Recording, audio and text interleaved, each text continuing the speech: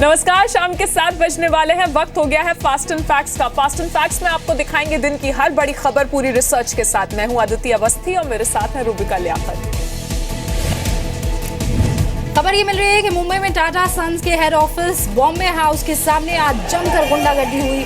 Bombay house के बाहर media कर्मियों से मारपीट की गई। इतना ही नहीं, मीडिया के कैमरास जो है वो भी तोड़ दिए गए हैं। इस दौरान टाटा सन्स के कर्मचारियों ने मीडिया को कवरेज करने से रोका।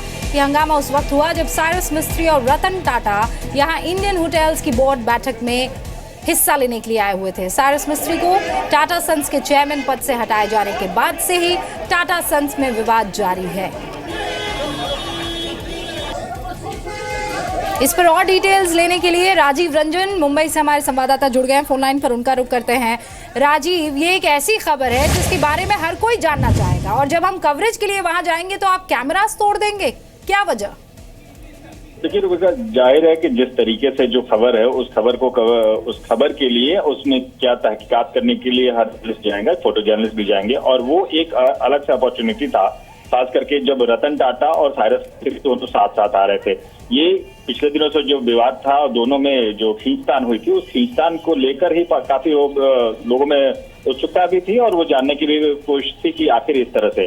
लेकिन जब ये फोटो जर्नलिस्ट वहां पहुंचे और इसके बाद जब उन्होंने कैमरे निकाल के फोटो करना शुरू किया, जो गहमा गहमी थी, जाहिर है कि जो उनके सिक्योरिटी गार्ड्स हैं वो नहीं चाहते हैं कि इस तरह से वहां लोग आए।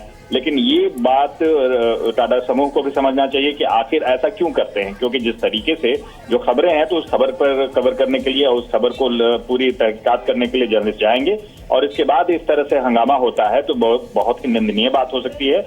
और हालांकि अभी तक जो फोटो जर्नलिस्ट और बाकी लोगों ने ये पुलिस में कंप्लेन भी दर्ज कराने की भी तैयारी कर ली है। अभी मेडिकल कराए जा रहे हैं। मेडिकल में ये भी देखा जा रहा है कि आखिर उनको किस तरीके से चोट लगी है। जो विजुअल्स हैं उस विजुअल्स में दिखाई दे रहे हैं कि जब कैमरा पर्सन नीचे गिर गया उसके बाद उसे लात और घूंसे से भी मारा गया। इसके बाद जब वहां से वो निकलने लगे, इसके बाद उन्हें पूरी तरह से खदेड़ कर पीटा गया। और ये बहुत ही खराब है कि इस तरीके से कोई भी जो बड़े हाउस, बिजनेस हाउस कहे जाते हैं और इस बिजनेस हाउसों में के बाहर ऐसी घटना होती है, ये टाटा समूह के लोगों को भी इसके बारे में सोचना चाहिए कि आखिर इस तरह से ऐसा क्यों करते हैं। क्योंकि जब प्रेस कॉन्फ्रेंस होता है, ये जो अंदरूनी लड़ाई थी वो जब जगजाहिर हुई, उसके बाद मीटिंग होनी है, ये बात अगर मीडिया कर्मियों तक पहुंचाई है तो कंपनी ने ही पहुंचाई होगी। और जब आप कवरेज के लिए जाते हैं तो आपकी बौखलाहट साफ स्क्रीन पर दिखने लगती है, इसीलिए सवाल उठने लाजमी हो जाते हैं। बहुत बहुत शुक्रिया तमाम जानकारी के लिए राजीव रंजन। जम्मू कश्मीर के सोपोर से पकड़े गए लश्कर के आतंकी उमर खलीक से जुड़ा हैरान करने वाला एंगल सामने आया है।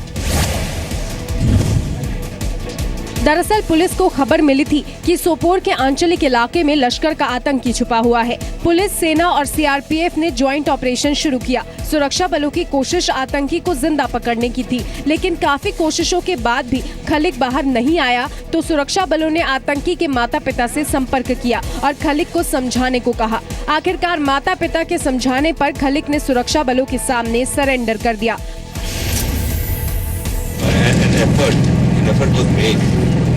Seek surrender of the terrorists. The locals of the area, the owner of the house, they were involved, and finally he was persuaded to surrender. आतंकी उमर खलीक के पास से एक AK-47, 3 मैगजीन, ग्रेनेड बरामद हुए हैं। आतंकी उमर खलीक मई 2014 में लश्कर में शामिल हुआ था। 26 साल का उमर खलीक इसी साल मई के महीने से गायब था।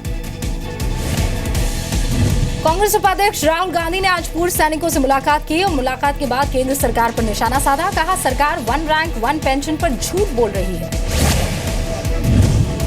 राहुल गांधी ने कहा कि सरकार ने केवल पेंशन बढ़ाई है और उसे 1 रैंक 1 पेंशन का नाम दिया जा रहा है।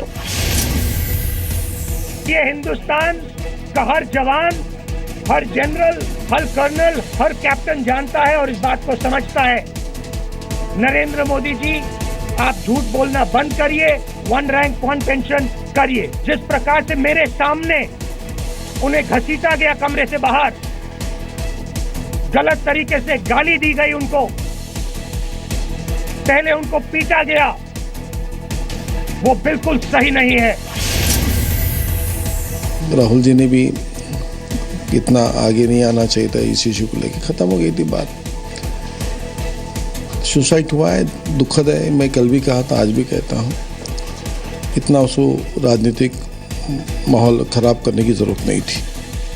इसी साल अप्रैल में केंद्र सरकार ने OROP लागू कर दिया था, लेकिन कुछ पूर्व सैनिक OROP की कुछ बातों से संतुष्ट नहीं है। इसी को लेकर प्रदर्शन जारी है। पूर्व सैनिक रामकिशन ग्रेवाल के सुसाइड के बाद OROP का मुद्दा फिर गर्मा गया। 1 नवंबर को रामकिशन ग्रेवाल नाम के पूर्व सैनिक ने दिल्ली में इंडिया गेट के पास जहर खाकर खुदकुशी की थी।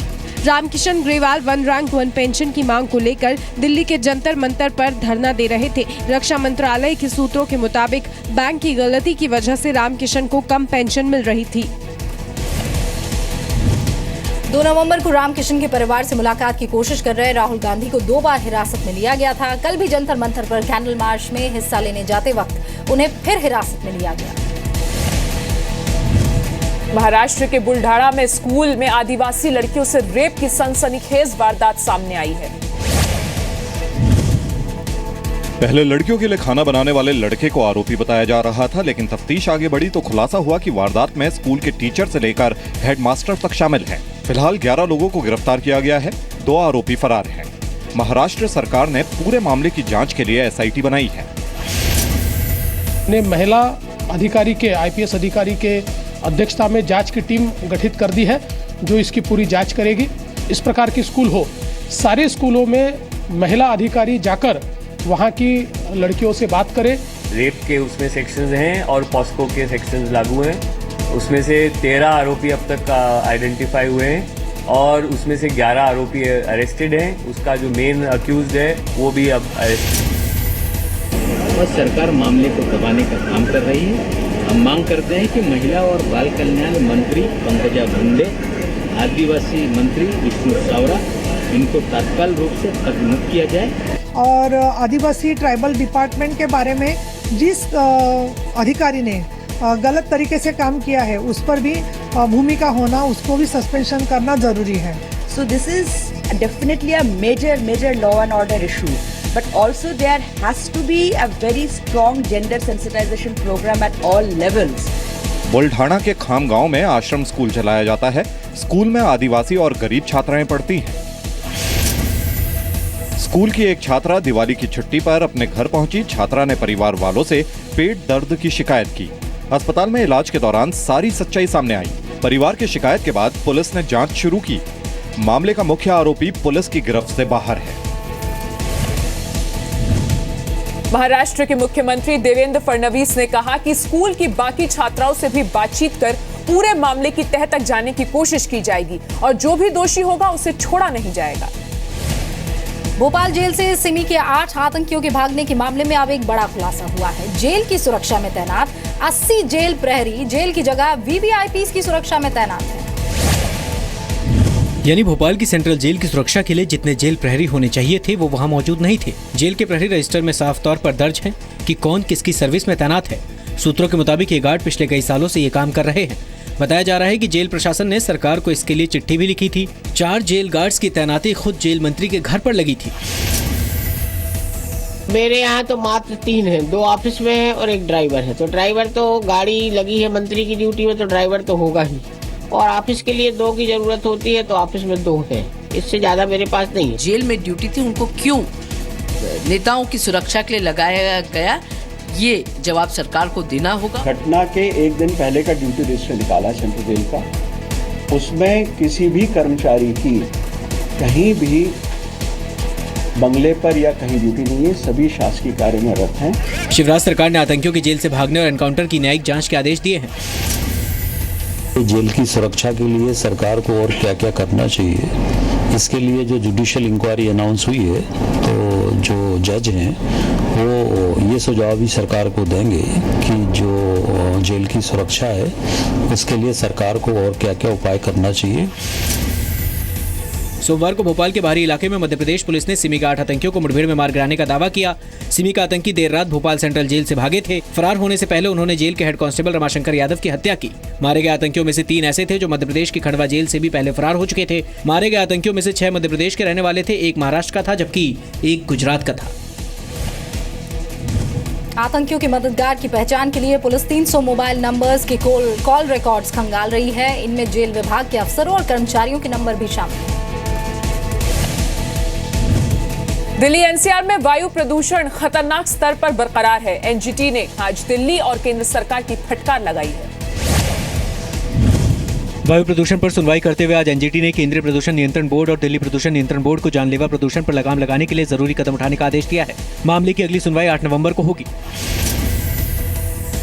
दिल्ली सरकार के वकील ने कहा कि क्योंकि ये अलग राज्यों से भी जुड़ा हुआ मुद्दा है, क्योंकि वहाँ पे क्रॉप बर्निंग होता है, तो हम सिर्फ दिल्ली पर केंद्रित ना रह के और राज्यों को भी नोटिस इशू करना चाहिए, जिस पर फिर कोर्ट ने सेक्रेटरी जो एनवायरनमेंट डिपार्टमेंट के चारों स्टेट के जो एनवायरनमेंट डिपार्टमेंट है उनके सेक्रेटरी को नोटिस इशू करा है।